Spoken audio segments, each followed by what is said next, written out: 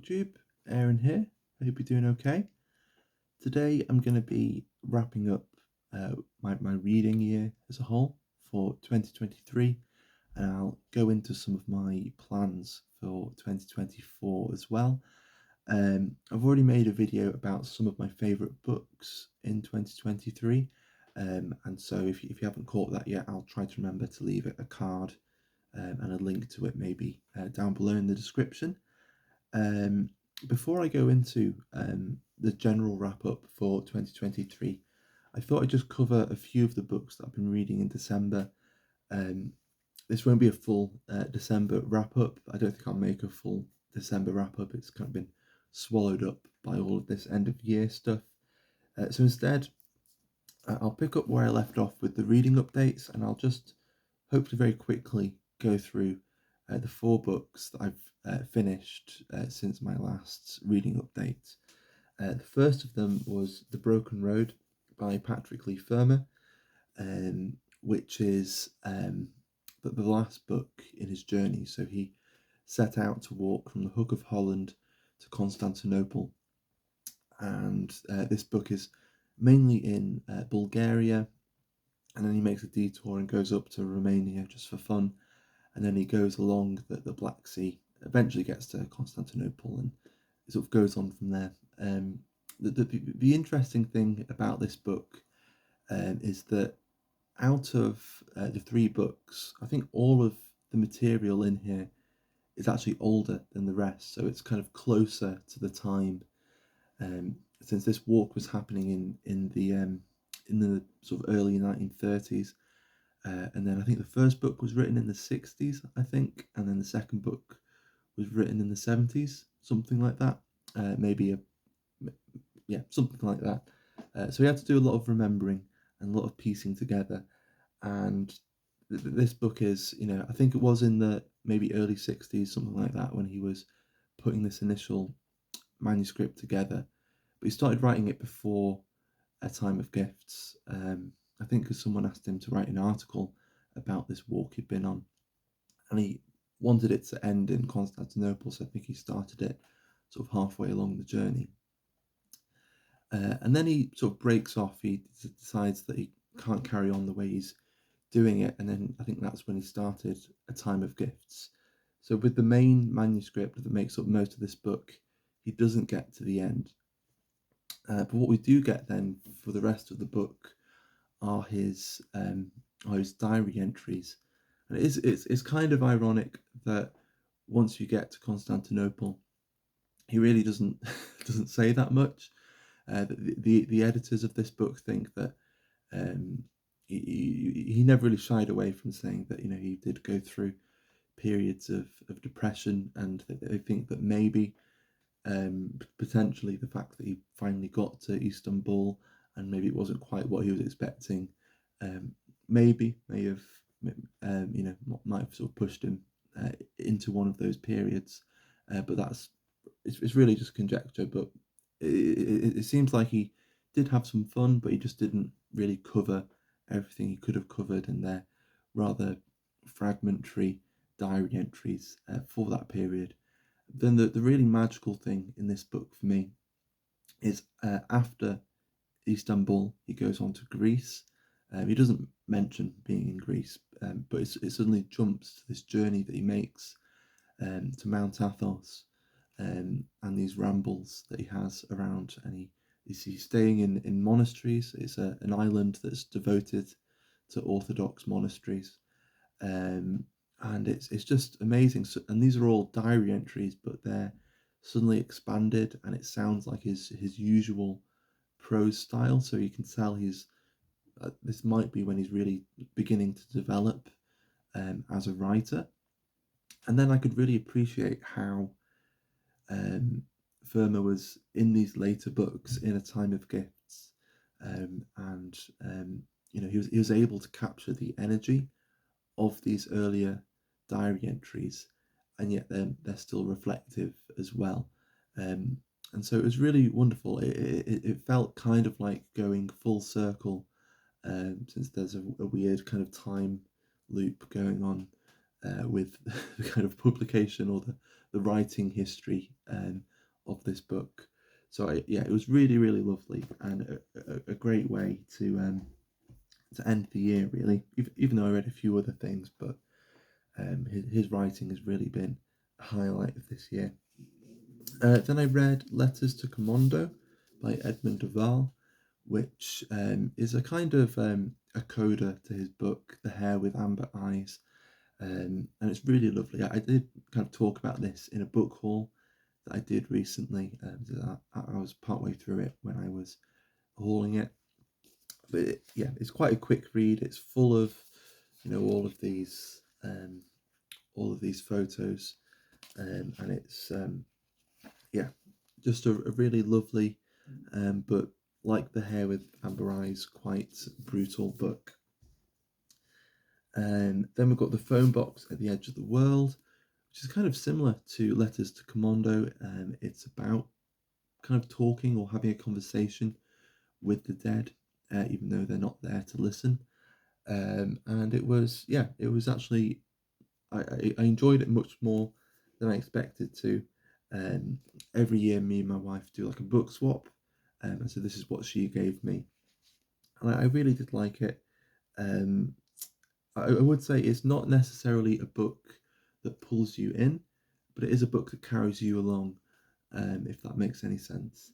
But it was just a perfect book to read around Christmas when you've got family around and you're just sort of snatching a few pages here and there, or you're kind of having conversations and then reading, and then conversations and then reading. So it's sort of the perfect book for that time of year, really. And then I finished things off with The Little Prince by Antoine de Saint-Exupéry. And this is a really lovely book. I think, as I've said before, it's a book that I wished I'd read much earlier on. And this also had Letter to a Hostage, which is a piece that he wrote sort of addressed to the person that The Little Prince is dedicated to. And they both kind of speak to each other a bit, and they're both sort of looking into the fragility of life. That's not necessarily the main concern, but it's something that both of them have in common. I think it's particularly poignant that this hostage, this friend that he's writing to, was trapped in occupied France during the Second World War. So Exupéry was able to get out, but his friend was Jewish and he couldn't get out. So he didn't know where his friend was. He didn't know if he was still alive. There was no way to know.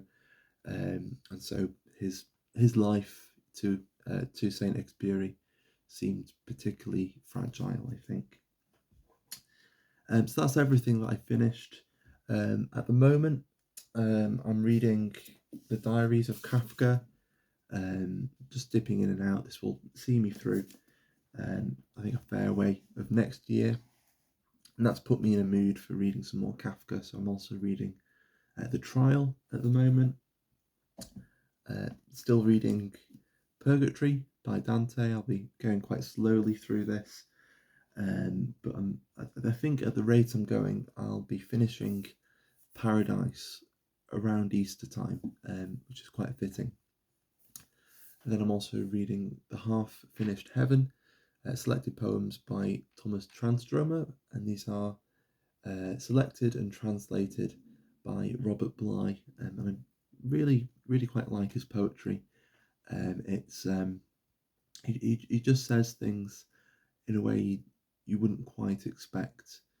So it seems quite ordinary, and then suddenly he does something different, and you're suddenly in a kind of half awake kind of dream world. It's pretty interesting stuff. So I've been enjoying his poems as well, and that's me pretty much up to date.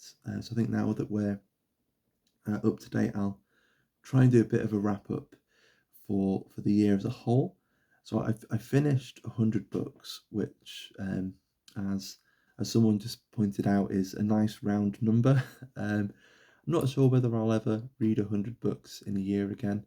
It's not something I particularly plan on doing, but yeah, we'll see how things go. Let's have a look. I've got a few stats that I wrote down from Storygraph.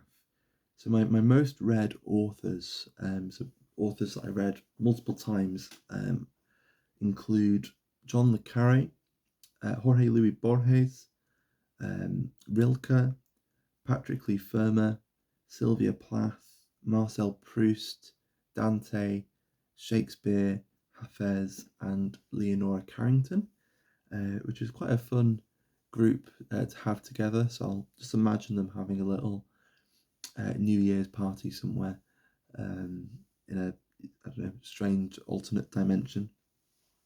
My top three genres were classics, poetry, and literary, which is not much of a surprise. I'm more of I prefer slower paced books, according to Storygraph, and apparently I read just over 2/3 fiction and just under 2/3 fiction and just over a third non-fiction. But I'll take that with a bit of a pinch of salt, since when it comes to poetry, sometimes it's fiction, sometimes it's non-fiction. So it's sort of hard to know where that's really fitting into that. And then at the beginning of 2023, I made a few plans and set myself a few challenges. So the plans I made, I split into three rough categories. So I wanted to read more translated fiction or translated literature. I wanted to read some chunky classics, and there were some cool authors that I wanted to check in with. And I managed to hit a few of those. So the books that I'd written down that were translated that I wanted to read, that I managed to read, were Remembrance of Things Past by Proust, Alone in Berlin by Hans Fallada, The Looking Glass Sisters by Goril Gabrielson, I think it was the name of that author, and Anna Karenina by Tolstoy. There were two I didn't get to. They were Smiller's Sense of Snow by Peter Hogue, and Monsieur Proust by Celeste Albury. When it came to chunky classics, I certainly read a lot of chunky classics. I wrote down three here, and I only read one of them, which was the complete poems of William Blake. The two that I didn't get to that I wrote down were The Metamorphoses by Ovid and Invisible Man by Ralph Ellison. And then the authors that I wrote down that I wanted to check in with, that I did check in with, were John le Carré, Ted Hughes, Sir Thomas Browne, and Lydia Davis. I'd written down George Simenon, but I didn't read any George Simenon this year. And then I gave myself an alphabet challenge to see how many letters of the alphabet I could represent with the authors that I'm reading. I didn't manage to represent the whole alphabet. The most popular letter, I believe, was the letter B, which includes Charlotte Bronte. It includes all of the Bronte sisters, Isaac Babel, Sir Thomas Browne, Borges, William Blake. Let's see, who else is there? John Buchan. So yeah, quite a few B's, quite a few S's. There's Shakespeare, George Saunders, Yuri Sledkine, W.G. Sebald. I think they were the two most popular ones there. C did quite well as well. It's got Eleanor Catton, Catullus, Rene Char, Italo Calvino. So yeah, a few sort of chunks of the alphabet seem to be quite full. But then I haven't read anyone for I. I haven't read anyone for the letter Q. I haven't read anyone for U, V, X, or Y either. So yeah, that's only six letters of the alphabet that I didn't represent, I think. And then I was also looking at the languages and like the places represented by the books I was reading. I think the UK and the US kind of won. They got quite a lot. But apart from them, France did really well. I think there were 9 books that kind of represented France, 7 that represented Russia, 4 that represented the Czech Republic, although it wouldn't have necessarily been the Czech Republic when it was written, 4 that represent Italy, 3 that represent Germany. So a lot of it is a lot of it is in Europe. Although I think there was there was a bit from Asia, South America, and a few other places. Um, and when I was looking at the languages, I I found that I think 55 of the books I read were originally written in English, which actually means that if I read 100 books this year, that means that 45% of my reading this year has been translated literature, which was much more than I was expecting it to be. So I'm quite happy with that. It's a lot more than I was expecting, and I think I'm just continually fascinated by translated literature. So I'm sure that'll be a big part of my reading next year. So I think that's more or less everything wrapped up for 2023. I'll go through some of my plans then for 2024. There'll be a lot of the same reading events. There'll be March of the Mammoths, which I haven't really settled on a book to read, but I will try to participate in that. There's the 24 for 24 event that MJ from Reading This Life has come up with, which is to read 24 banned books in 2024. And I'm not sure whether I'll be able to read 24 banned books. I'm not going to put together a sort of dedicated TBR for that. But what I will try and do is I will, when I've finished a book, or at least at sort of intermittent points throughout the year, I'll look at what I've read and see whether any of them were banned at any given point in any given country, and see why, try to find out why they were banned. And that might be an interesting way to sort of kind of participate with that year-long event. There'll be Historathon again this year, which I'm going to try and participate in.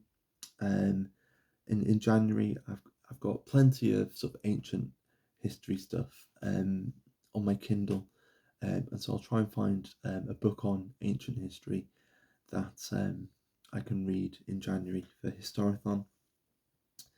And then I think in terms of events, that's more or less it. There'll be the general ones, but I think that's more or less it. In terms of the books that I want to read, I've split them up into 3 categories again. It's quite fun. Me and Jasmine have both made a pile of possibilities and written it down and stuck each on the fridge so we can sort of keep a track of what we're both reading and how well we're doing. And so here's my tentative list, my pile of possibilities. The first little stack of them are all sci-fi and fantasy books, since that's definitely an area that I'd like to read more. I do sometimes feel a little jealous of of people who read much more sci-fi and fantasy than I do. So I'm going to try and up my game on that side of things. So one I'll try to get to is Hyperion by Dan Simmons. And then there's also Roadside Picnic by Arkady and Boris Strugatsky, which Aaron from Aaron Read a Book, I think, was talking about recently. I think a couple of other people have talked about this recently as well. So I might try and get to this as soon as I can. Then we've got A Winter's Promise by Christelle Dabot, which is the first part of the Mirror Visitor series. Jasmine has read these and they sound pretty cool, so we'll see how that is. But I'd quite like to read that series this year. Got the Silmarillion by Tolkien. I've never read the Silmarillion.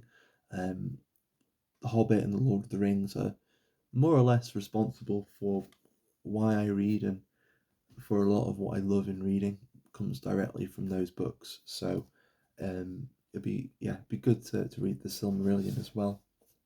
And then we've got this is The Emperor of Eight Islands, the first book of the Tale of Chikanako by Leon Hearn.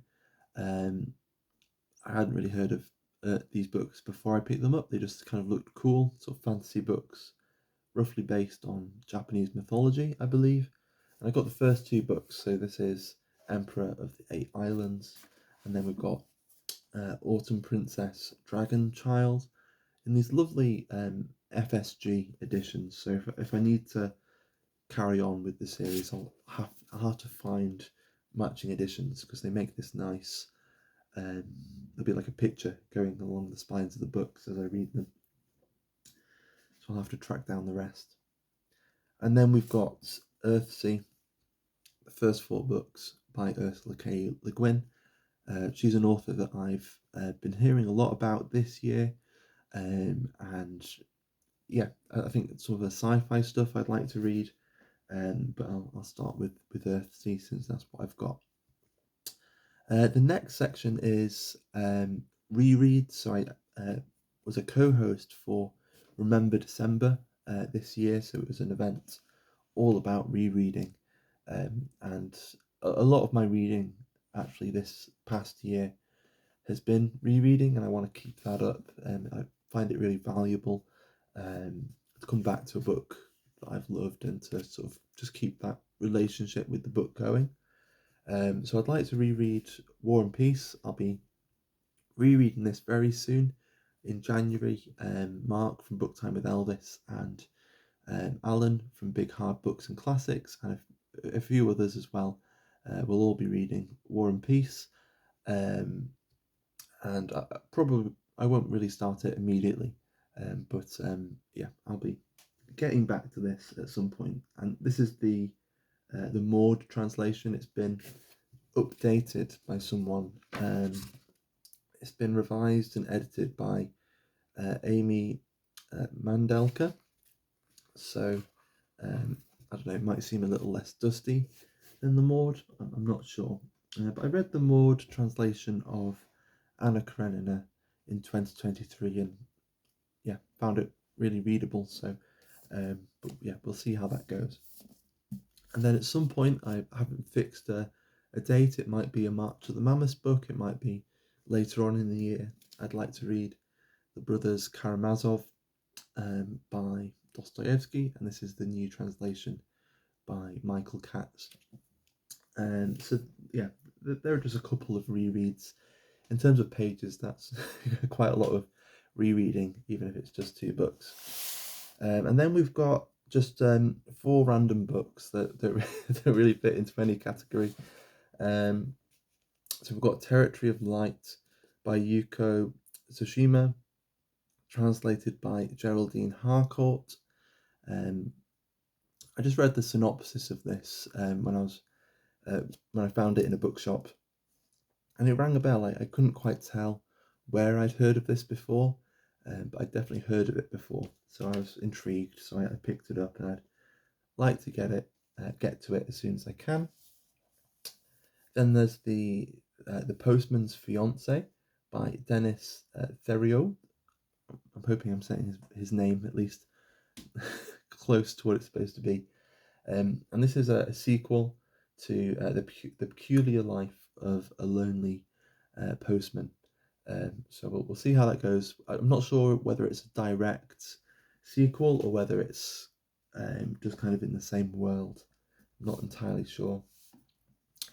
Then we've got From the Holy Mountain by William Dalrymple, A Journey in the Shadow of Byzantium. I think this is about Mount Athos as well, or at least about sort of Eastern orthodoxy, I think, and monasteries and things like that. So it's kind of following on from what I've been reading in Patrick Leigh Fermor. So we'll see how that goes. It's been sitting around for a while, so I'd quite like to get to it. And then the last one then is Heretics and Heroes, How Renaissance artists and Reformation priests created our world by Thomas Cahill. Um, and I'm always intrigued by the Renaissance period. I find it weirdly cozy, not entirely sure why. But Renaissance art isn't really something that I've paid a lot of attention to. And so I'll be just really intrigued, really, since I don't know a lot about it. So I'm really looking forward to this, and it's a lovely edition with. I mean, it's a hardback with deckled edges, and it's got um, lots of pictures and throughout. So yeah, not sure when I'll read this. It'll fit into the third quarter of Historathon, so I might read it in some point around the summer or the autumn, or maybe I'll read it sooner if I can't wait. But there's a sort of a pile of possibilities that roughly split into three categories for 2024. There's one last thing that I would quite like to do this year. I've got this box of 100 Penguin Modern Classics, so it's just the author photographs. And what I thought I'd do is just take a random postcard out, so I haven't looked, and I'll see whether whether I'll be able to read something by this author this year. So who is this? This is James Baldwin. I don't think I've ever read anything by James Baldwin, so I'll have a look around, see if there's anything that sort of strikes my fancy, and I'll try and read something by James Baldwin. So there we go. That is my wrap up for the year. Sorry if the kind of wrap up at the beginning for the books I've been reading in December went on a bit too long. But thank you for a lovely 2023, and we'll see how 2024 goes. So thank you very much for watching, and I'll see you soon. Bye bye.